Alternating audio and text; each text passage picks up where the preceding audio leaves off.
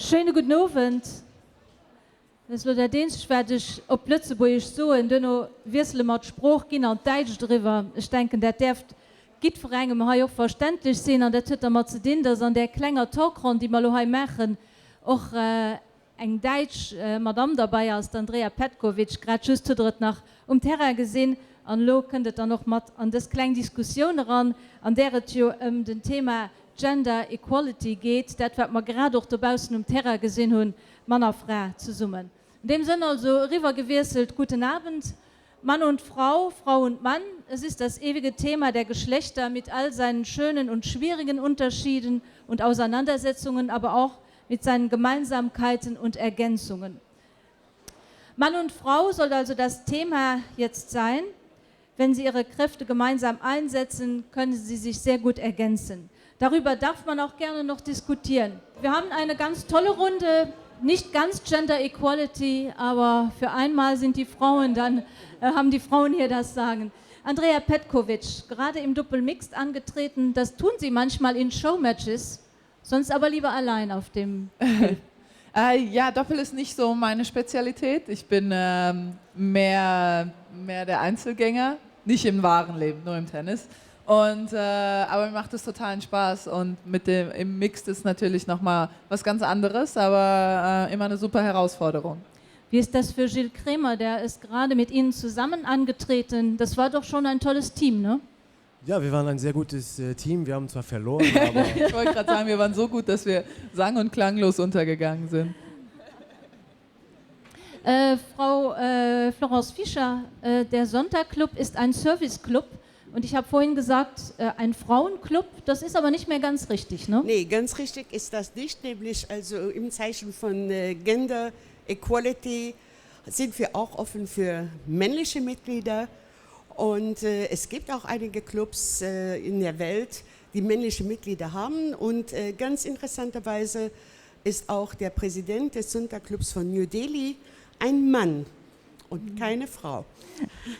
Aber Sie setzen sich besonders für Projekte von Frauen ein. Ja, also das ist auch eigentlich das Markenzeichen von Sonntag International. Wir sind das Sprachrohr der Frauen, deren Stimme nicht gehört werden kann. Und wir weisen auch auf Probleme hin und versuchen dann, gute Vertreterinnen, gute Anwältinnen zu sein. Und andererseits unterstützen wir aber auch Projekte im Interesse der Frauen. Colette Macht, Chefin der Stadt Luxemburg, und das ist ja auch interessant, neben der Bürgermeisterin Lydie Polfer gibt es noch 5 Chefen, davon sind 4 Frauen. Das kann sich auch so sehen lassen, als Stadt, die von Frauen regiert wird. Ist das gut oder fehlt Ihnen manchmal doch ein bisschen mehr Männlichkeit? Also im Schöffenrat fehlt mir nicht mehr Männlichkeit, aber die Zusammenarbeit mit unserem einzigen Mann, das ist Patrick Goldschmidt, empfinde ich als ganz angenehm. Aber ich habe den ersten Schöffenrat der Stadt Luxemburg nach den Wahlen von 2011, da waren wir noch 3 Männer und 3 Frauen und jetzt sind wir eigentlich durch Lydie Polfer, die wieder Bürgermeisterin ist, und Sam Tanson, sind wir jetzt 5 Frauen und 1 Mann. Und ich muss sagen, es gibt einen großen Unterschied. Also ich selber bin ja zuständig für Kinder und Erziehung und ich habe das Gefühl, dass seitdem wir eine Mehrheit Frauen sind, dass diese ganze Erziehungs- und Kinderdebatte, dass die viel mehr Platz einnimmt, weil die Frauen da alle mitreden und eigentlich auch gut gestellt sind, weil wir alle eigentlich diesen Weg gemacht haben, Berufstätigkeit und Kindererziehung. Und vorher war das nicht so. Die Erziehung, das war nicht so ein breit gefächertes Thema. Also das wurde nicht so ausgiebig im Schöffenrat diskutiert. Also das ist eigentlich schon ein Unterschied. Was mich gestört hat, als wir 5 Frauen und 1 Mann waren, war, dass aber auch jeder in den 2 Monaten danach mich auf der Straße angehalten, der mit mir gesprochen hat auf der Straße, aber jeder zu mir gesagt hat, sie brauchen jetzt Männerquoten.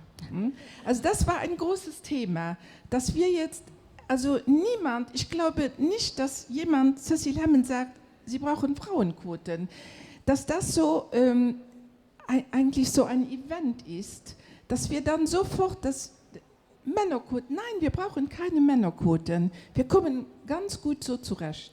Cecil, wir haben eine Frage an Sie. Sie sind die einzige Frau in der Gemeinde Weiler-la-Tour, aber Sie sind die Bürgermeisterin. Sie haben das Sagen an und für sich. Also Geht das gut mit den Männern? Ich bin gebenedeit unter den Männern. Und ja, also mittlerweile hat sich jeder an jeden gewöhnt.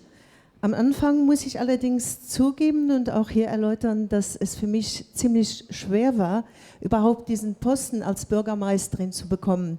Weiler-la-Tour war eine von den Gemeinden, wo wir eigentlich keine Wahlen abhalten mussten, denn wir hatten leider nicht genug Kandidaten. Deshalb waren wir alle sofort gewählt, das heißt alle meine Männer und ich. Und wir mussten ein bisschen so unter uns eins werden, wer denn jetzt das Bürgermeisteramt übernimmt. Und da war für die Männer von vornherein klar, dass es keine Frau sein dürfte, die die Gemeinde da als Bürgermeisterin regieren sollte. Und da war ich natürlich, Christian, du kennst mich, natürlich dagegen. Und da habe ich gesagt, okay, dann machen wir das jetzt so, wie ihr das wollt. Wir probieren das irgendwie so auf Qualität zu testen, ne? Denn man sagt ja, wenn eine Frau einen Posten haben will, dann soll die ja qualifiziert sein. Bei Männern wird das nicht gefragt, aber Frauen sollen ja qualifiziert sein. Da habe ich gesagt, okay, gut, dann machen wir hier in 8 Tagen einen Test und dann sehen wir, wer jetzt qualifiziert ist und nicht. Und da habe ich mich natürlich sehr gut vorbereitet. Und da habe ich die nötigen Stimmen, die nötigen 5 Stimmen bekommen, die mich dann berechtigt haben, Bürgermeisterin zu sein. Aber wie gesagt, also. das war der größte Kampf. Das war der größte Kampf. Und jetzt kommt dann so nach und nach, kommt dann, naja, die Revanche. Gilles Krämer, so allein hier als Mann unter Frauen. Wie fühlt man sich? Manchmal war es, oder früher war es ja eher umgekehrt, da waren es weniger Frauen, mehr Männer. Heute, glaube ich, sollte das sich die Stange halten, aber jetzt so in der Diskussionsrunde. Ja, ich habe schon vorher mit der Andrea ein bisschen darüber geredet und ich bin ein Vertreter der Meinung, dass die Frauen eigentlich hinter den Herd gehören. Ja, einer muss das hier sagen, ne? Ja, ich habe ihm das gesagt, damit hier ein bisschen Diskussion reinkommt und ein bisschen Reibung entsteht, sonst ist das ja keine Podiumsdiskussion, habe ich ihm gesagt, du musst den Macho geben. Ja. Gesagt, getan. Nein, Spaß beiseite. Ich denke, ich sehe das etwas entspannter. Also Frauenquote, weiß ich nicht. Ich glaube, das entwickelt sich ein bisschen von selbst. Ich glaube, in der Vergangenheit war das tatsächlich ein Problem, auch heute teilweise noch. Aber ich denke, ich glaube auch die Männer verstehen, dass die Frauen die gleichen Chancen haben sollten als die Männer. Und deswegen, ich glaube, das ist nur eine Frage der Zeit. Es wird viel dafür getan, denke ich. Und ich denke, die Frauen sollten eigentlich auch unterstützt werden, zum Beispiel in der Erziehung der Kinder, damit sie auch vollzeitig arbeiten können.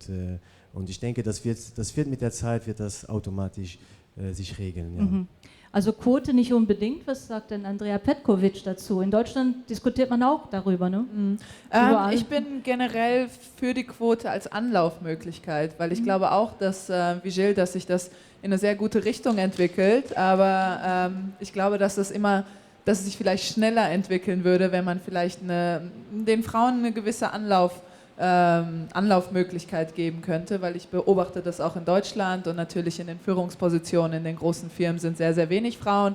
Wir haben jetzt bei der Lufthansa eine sehr, sehr schlaue Frau, die Geschäftsführerin ist und das freut mich immer, aber ich merke das dann selbst an mir, dass mich das freut und das außergewöhnlich ist, das darf ja eigentlich nicht sein, sondern es sollte normal sein, dass tolle Frauen auch tolle Positionen haben, genauso wie tolle Männer tolle Positionen haben sollen. Und deswegen bin ich generell für die Frauenquote als Anlauf und dann später, glaube ich, dass sich das egalisieren wird und dass man die Frauenquote dann irgendwann hoffentlich in 10 Jahren wieder abschaffen könnte. Genau. Ja. Wenn wir jetzt kurz beim Sport bleiben oder beim Sport sind, wir haben jetzt gerade gesehen, Mann und Frau zusammen ist ein starkes Team, so sollte es ja auch eigentlich sein. Wie ist es denn eigentlich im Sport? Im Tennissport, glaube ich, ist es so, wenn es jetzt zum Beispiel mal wenn das um Gleichheit geht, dann sagt man ja immer, die Frauen sind physisch ja nicht so stark wie die Männer, also können sie auch nicht so viel verdienen, können sie nicht so viel leisten. Was antworten Sie denn da? Also was ich darauf immer antworte ist, es ist sicherlich so, wenn jetzt im direkten Vergleich ein Mann gegen eine Frau spielt, dass wir einfach biologisch da nicht mithalten können, aufgrund der Muskelmasse, aufgrund der Schnelligkeit.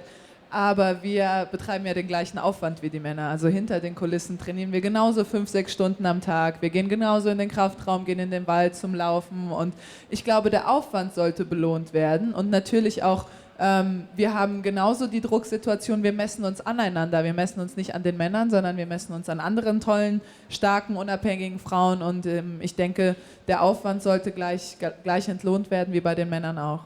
Sie haben während dem Spiel zu Mike Scheidpfeiler gesagt, ja, schlag doch richtig auf, oder willst du das nicht, weil ich ein Mädchen bin? Ja, ich bin ein Fan davon, wenn ein Mann besser ist als ich und mich schlagen, also nicht schlage, im Tennis gegen mich gewinnen kann, dann soll er das auch tun. Ich bin ja nicht beleidigt. Das kratzt überhaupt nicht an meinem Ego. Und ich glaube, andersrum sollte das bei Männern auch so sein. Es sollte auch nicht an dem Ego von Männern kratzen, wenn wir Frauen sie in irgendetwas anderem besiegen.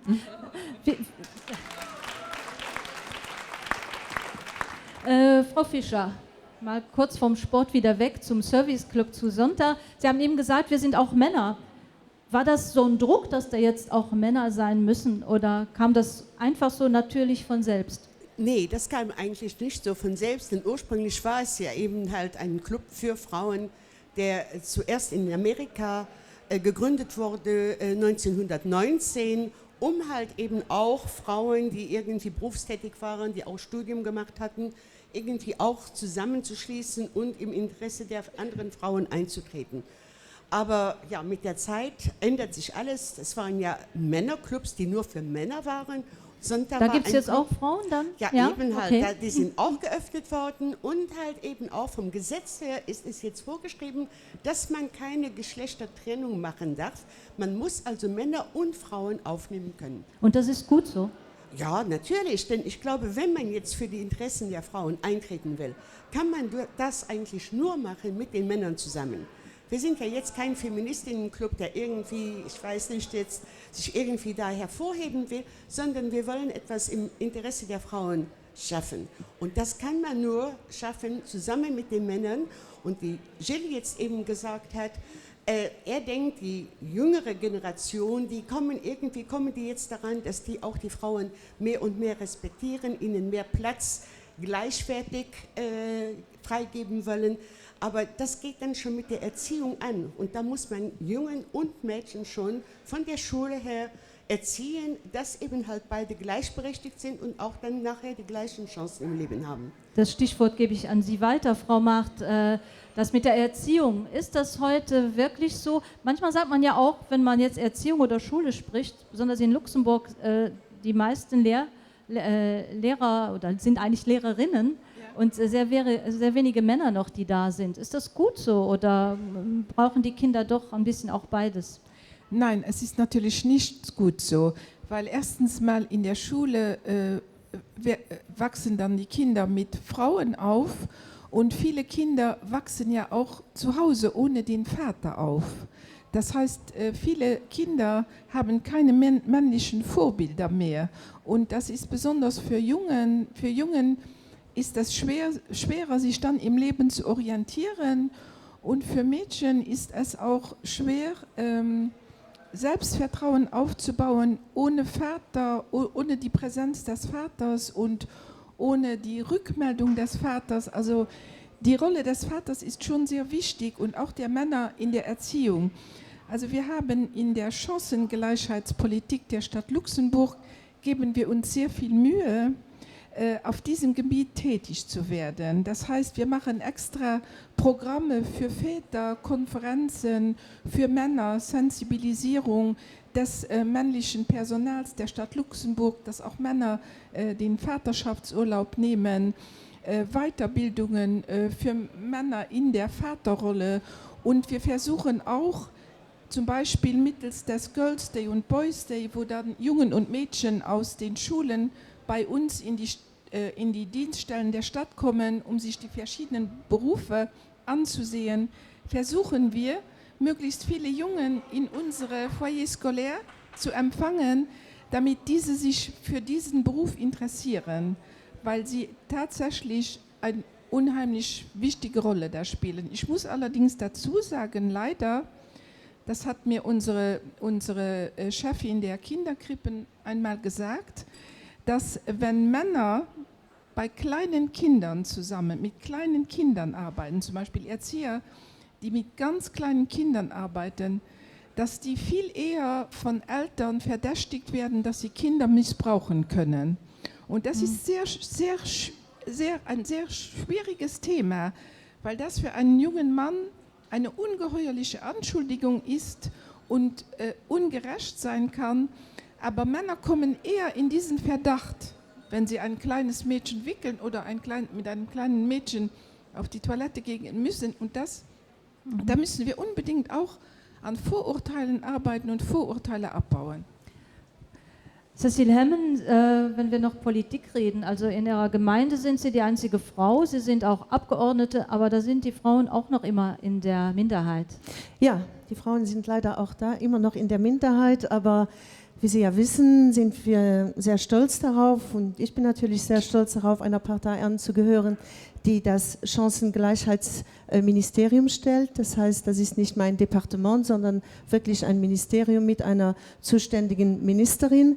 Diese Ministerin, die hat vor ein paar Wochen bei uns im Ausschuss, wo ich dann Präsidentin von dem Chancengleichheitsausschuss bin, hat sie uns die Strategie vorgestellt, wo darauf hinausläuft, dass in den Entscheidungsträgerpositionen die Frauen jetzt auch ihren Platz haben sollen. Das heißt, das sind die berühmten 40%. Wir haben zwar nicht immer von Frauen geredet, sondern von dem Sex sous-représenté, was in diesem Fall dann Gilles Kremer bei uns hier in der Runde ist.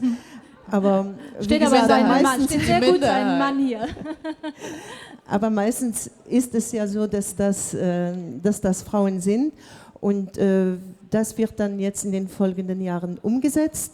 Und für die nächsten Wahlen soll es dann wirklich so aussehen, dass ein hoher Prozentsatz von Frauen auch auf den Listen sein soll. Aber sind die Frauen nicht auch eher die zögern, sich da zu engagieren? Frauen sollen einfach Mut haben. Ja. Ich glaube, da gehe ich einfach in ihre Richtung, wo sie gesagt haben, zuschlagen, Mut haben. Wir sind alle stark. Wir haben schon so vieles geleistet in unserem Leben. Jede Frau ist eine starke Frau, hat eine starke Persönlichkeit. Und warum nicht in der Politik einfach mal sich ein bisschen durchkämpfen? Okay, es ist eine Männerdomäne, aber wenn man irgendwann einmal so hinter dem Vorhang gesehen hat, wie sich das alles abspielt, ich glaube, da kann Frau Maat mir auch zustimmen, warum nicht? Auch wir können das Mikrofon nehmen, auch wir können hart sprechen oder laut sprechen, auch wir haben etwas zu sagen. Und ich habe vorhin von Qualifikationen gesprochen. Bei Männern fragt man das nicht. Wenn man in der Politik viele Männer hat, man sagt nicht immer, sind das so tolle, qualifizierte Männer. Aber bei Frauen wird das dann immer wieder gesagt. Deshalb bitte Frauen, habt Mut, nur zu. Gut. Merci, Ferrer Nanterre. Also, die sind teilmengen richtig an der Gender Equality. Schönen Abend nach.